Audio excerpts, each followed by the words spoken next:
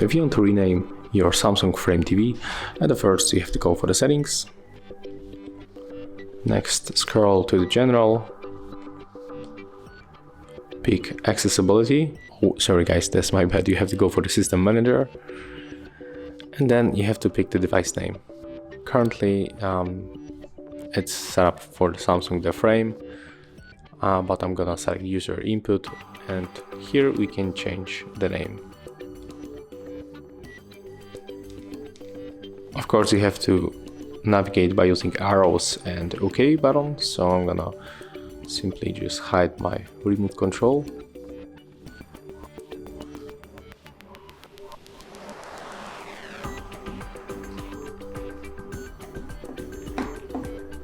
And if you change your name, you have to go for the down button,